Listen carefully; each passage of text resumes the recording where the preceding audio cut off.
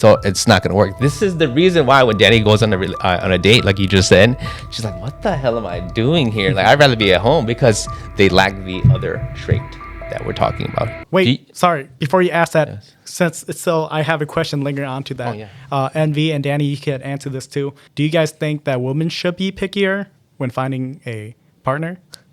So I'll just make this real quick. Women are going to do whatever women are going to do. Right. So let's just Right. be honest. It's up to them to learn how to engage, both sexes, to learn how to engage in a way where they they show what is attractive and then what connects them. You know, Right. and so that's why I teach a lot of those kind of strategies, those little things, to do that, to bring those best sides out of each other. But yeah, that's. Women are going to do whatever they're going to do. They're always going to be picky. It's not about that. It's we have so many studies that show Right. that most women are only looking for a very particular pool of men. It's like 10%, right? And so everybody else, it's like it's rough out there unless you know what you're doing. Yeah. Okay, so should women be pickier?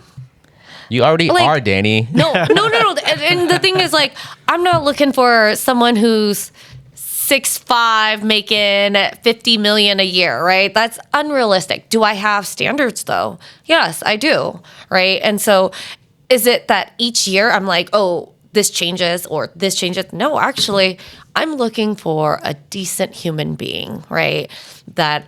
And there's criteria to it, right? And so does that come with expectations? Yeah, it does. But am I adding to those expectations? Am I making them unrealistic? No, because the people that I do date, and I do date, right? That's the thing. I do give people chances. But a lot of times I sit there and I think, God, I am happier home alone. This is a great segue to the other question I was going to ask. Yeah. So we'll just ask that. Yeah. What is it that women are looking for? Yes. Ooh, And so, love it. and Dani already alluded to that. I'll let you go first. I think I have a very biased answer because I'm coming from the lens of a therapist, right? So I'm looking for someone with emotional depth. And this is I'm not speaking for all women. I can't speak for all women. But for me and a lot of women that I talk about or talk to and hear about, emotional depth, right? Good EQ, not high, but like enough to know self-awareness and should you be ambitious and inspired and, should you go for things like,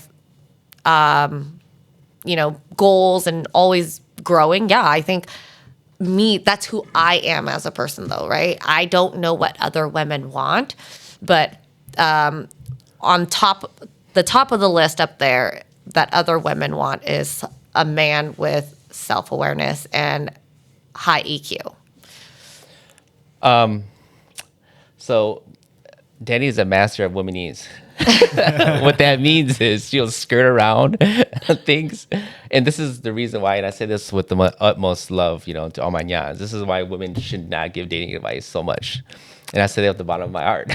Well, because I'm not speaking for all women, right? I agree. I can't say, oh, women are looking for this because, again, some women aren't even looking. True. Right? And so what the top of the list for women is a man with high EQ, right? Emotional intelligence. I want to break down what you said further. What generally happens when women express is they give the easy stuff, like the protection, security, all those things. But nobody, and I mean very few people actually talk about the other side. It's a dual mating type strategy type thing, and what they call it. It's the arousal effect, right? So outside of all those nice traits that we just talked about, intelligence, confidence, all those things, we never talk about the other part. And that's the part that, I like to train guys on, because without that attraction, sexual attraction, that spark, that seduction, without that, it's not going to work. This is the reason why when Dani goes on a date, like you just said, she's like, what the hell am I doing here? Like, I'd rather be at home, because they lack the other trait that we're talking about here, that arousal aspect, the ability to, empathize and, connect on a deep level. And that's really what it is. And so I hear a lot of women, they say that. I've heard it so many times. And so to break it down so people understand when we talk about specifically, what is it that women want? They want a man who's able to actually hit both of those criteria. And so we need to work on those skill sets because it's like learning a new language. And that's what I always try to stress when it comes to dating relationships. This is just early on, right? This is just the courting part. It changes as you go into a relationship, but all of those still matter. A woman still wants to be able to look up to that man that she loves and admires. If she cannot do that, she falls out of love. And so there's a lot of criteria, there's a lot of things that go along with it. But I just wanted to be quick and short about that answer because it's confusing to a lot of people. But it's the ability to, have that physical, but also all those nice traits that we always hear all the time, smart, confident, intelligent, all those things. Yeah. And sorry, Envy, is that more, does it cater more to just Hmong folks or is it men and women? This is everybody. Everyone. This is not, it doesn't matter what race you are. This is just what it is. Speaking of which, do you date outside of Hmong people? Because I rarely date Hmong women. I definitely date outside of the Hmong, I guess, ethnicity. Do you have a preference?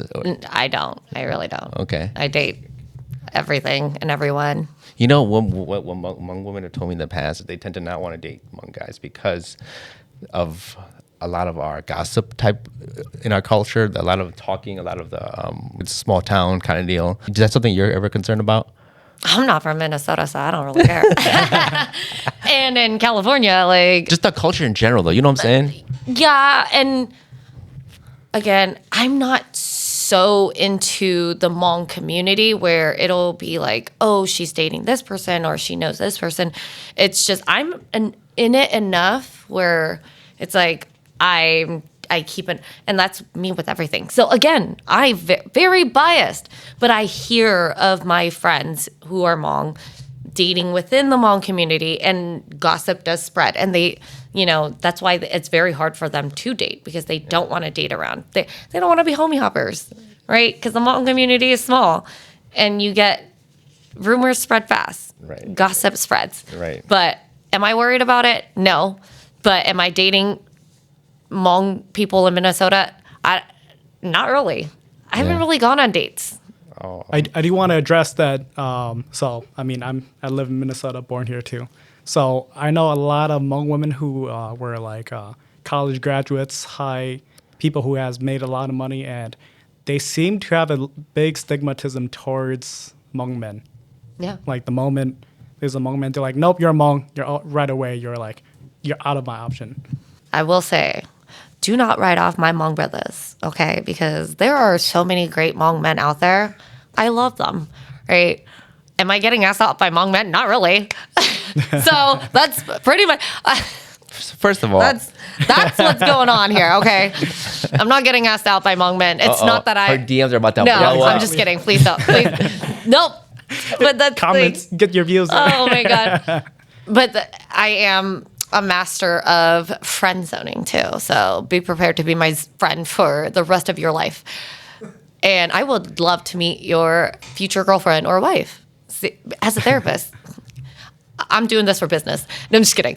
But no, I don't think women should completely write off Hmong men just because they're Hmong, right? Honestly, I have a lot of great Hmong men who are friends. Not because I friend zone them, but because they are genuinely friends, right? And they've become good friends. And I talk to them about their dating life. And they tell me some of these Hmong men have wives and girlfriends, right? And I love talking to them about their relationships. So to write off somebody just because of their ethnicity, no, I say don't do that, right? But if you don't aspire to be that nya, you don't want that traditional Hmong life, then learn to know about his family. Learn to know who he is, right? It might be different, but that goes not in other aspects, other ethnicities too, right? Not just Hmong. But if you want to date white, black, Mexican, other Asians, go for it. But get to know their family, get to know the person versus, oh, he does this, he is this, oh, he drives this, oh, he owns this. Because those things don't last, right? What are his morals? What are his values? What does he care about? Who is he when no one is watching him? That's true. Those are the things you should go for. And that's why I'm picky, right? Because I'm not just looking at what car do you drive? How much money do you make? How tall are you? No, I'm looking to see how consistent you are of who you show up to be, right? Because if you're starting to date me, I know you're trying to put your best foot forward, right? I know you're trying to show me the best parts of you. And again, biased as a therapist, I'm looking for these behaviors, these patterns already naturally, right? And I think a lot of women pick up, they're intuitive that way, right? And so we know when men are just dating to have sex with us. I always say that. Right. I always say that. We know I that. preach it all the time. And it's like, that's why you can't, it's really difficult to try to lie. Yeah. So yeah, I love that you hit that spot on it. I'm glad that you did because, oh my gosh. Yeah. But nonetheless, you hit something too that I wanted to address before we change topics. Do you think like therapy actually works? Let's be specific For to who? Good. Do you think they work for couples? Let's start there. Yeah. I mean, so therapy isn't just a relationship that's broken and let's come together Isn't and that fix why it. they came to see you? No. Because it was broken? No, What is the because- percentage of them not coming to see you because it wasn't broken? There's actually about 70% of my couples come to me because they want to prevent any rupture, Okay. right? The couples that come to me when there has been infidelity, when there has been domestic violence, when there has been something major, That's a smaller percentage? it's a very small percentage, right? A lot of people don't like to come to you when the trouble is so big already. I'm very interested. Which is more, But that's only me. I've only seen that, right? right. Who has more desire to come see within that couple? Is it the woman or the guys typically? What's the percentage in your mind? It's been 50-50, honestly. Really? Yeah. Huh. Okay. My men clients are very proactive in their relationships, and I think that's why they're there with their partners. But I don't only see couples, right? I see couples, families, children, individuals, and all of that. But focusing on the relationships and the couples, does it work? Yeah, because you know what? When they come to therapy, they either realize that they want to be together or they don't. Right? So we also know about conscious uncoupling. So that means working together to divorce or to separate, right? And on a good term, on a healthy matter. So therapy isn't just, I come to you, fix my relationship. It's, I don't know how to hold this anymore. We need help. Okay. Right? You don't just go to a doctor, right? Again, preventative. Every year, nothing's wrong with me, but I still go. Do I wait until something is completely wrong with me and then I go? No, because then that's going to be a big uphill battle, right? So couples who come to me when something big has happened, we have a very big hill to climb. Couples who come to me and say, hey, we've been together. There hasn't been anything major, but we want to work on communication. We're going to get married. We're thinking of having children. We're doing this. We want to grow. Help us. So then success is kind of like you being able to defuse a bomb then, right? Kind of like they have something that's going to go off and they need your help to figure out what's the best way to deal with it then, right? Yeah. Well, maybe this is just that's your experience. I never thought of it as people actually go there for preventative. So this is got news to me. If that's true, that's news to me. From my experience, what I've seen is people tend to go only when there's a problem. Yeah, that's one perspective. Yeah, true. Absolutely. And so I'm happy to hear that. So one of the things that I've done a lot of study on and just understanding why people go to those type of therapy and things like that, I tend to the stats say that it's like a small percentage where they actually work. You know, it's because usually, and the reason why is because one person wants it and the other person doesn't.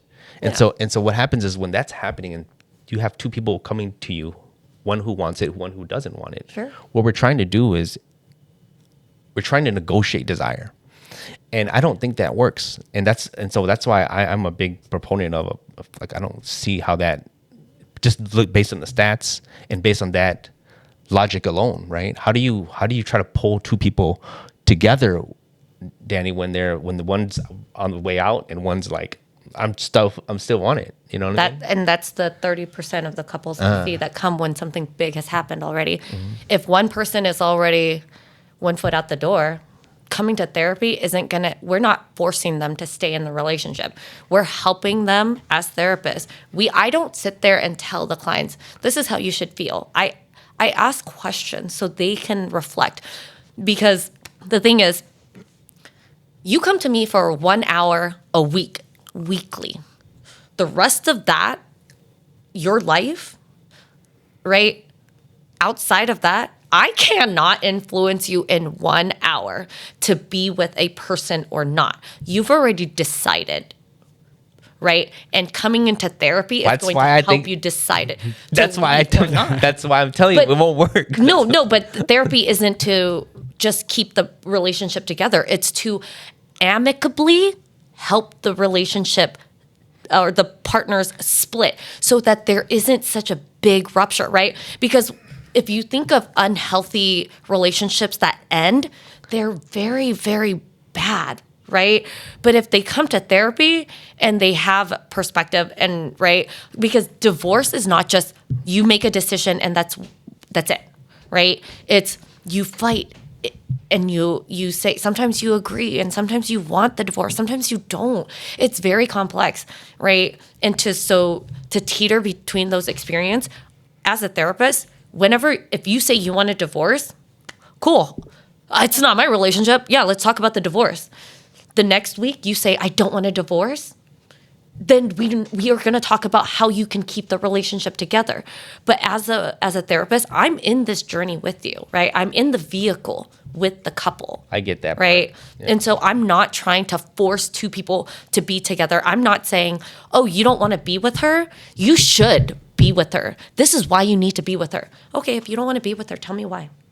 Tell her out loud, because in therapy, there are no secrets, right? Right. That's a shared space for you to be honest, to be safe, to say, maybe this isn't where I thought I wanted the marriage to be.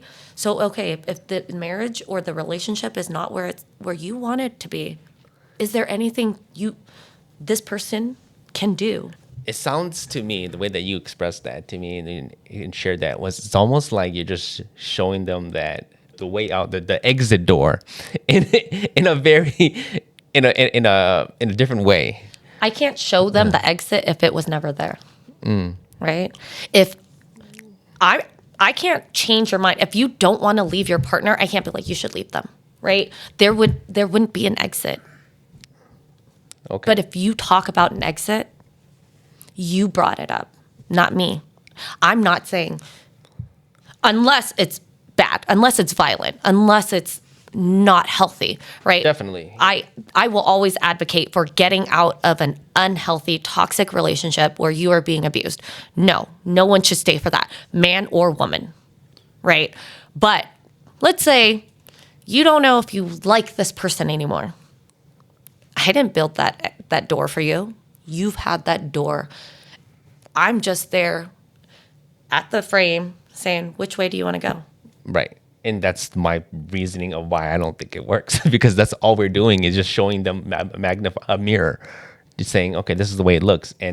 But by the time it gets to you, it's already done, is my point. But what doesn't work? They together as pursuing relationship together.